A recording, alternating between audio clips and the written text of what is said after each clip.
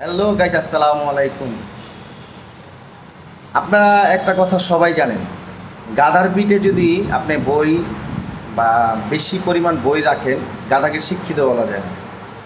ঠিক তেমনি জাকির আলী অনেককে আপনি ক্যাপ্টেন্সি দিয়ে যদি চিন্তা করেন ভালো ক্যাপ্টেন্সি পাবেন, এটা একটা বোকামি।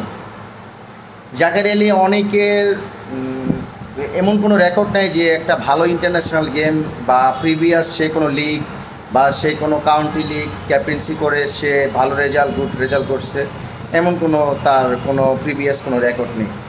সে টিমের একজন ভালো গ্রেট ব্যাটসম্যান, সে ভালো পারফর্মার, কিন্তু সে ভালো ক্যাপ্টেন না। দলনেতা সবাই হতে পারে না, দলনেতা হওয়ার যোগ্যতা লাগে। আমার একটা প্রশ্ন, দলে যখন নুরুল হাসান সোহান আছে উপস্থিত যখন নুরুল হাসান সোহান থাকাকালীন জাকির আলী অনেককে আমি অবশ্যই ক্যাপ্টেন হিসেবে মানতে রাজি না। কেন? সোহান 100% গ্রেট ক্যাপ্টেন। সে তার সে লিগ পর্যায়ে, ইন্টারন্যাশনাল পর্যায়ে, লিগ পর্যায়ে সে রংপুর রাইডার্সকে একবার চ্যাম্পিয়ন করেছে, এবার রানার্স আপ করেছে। তার ক্যাপ্টেন্সির দক্ষতা আছে, সে ক্যাপ্টেন হওয়ার যোগ্যতা। তাকে যদি আপনি ক্যাপ্টেন না দিয়ে আপনি জাকির আলী অনেককে দেন, তাহলে তো দল তো এরকম হবেই। একজন গুড ব্যাটসম্যান, জাকির আলী একজন ভালো ব্যাটসম্যান, কিন্তু সে ক্যাপ্টেন না।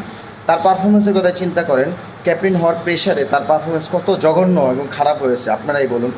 ভালো থাকবেন, সুস্থ থাকবেন।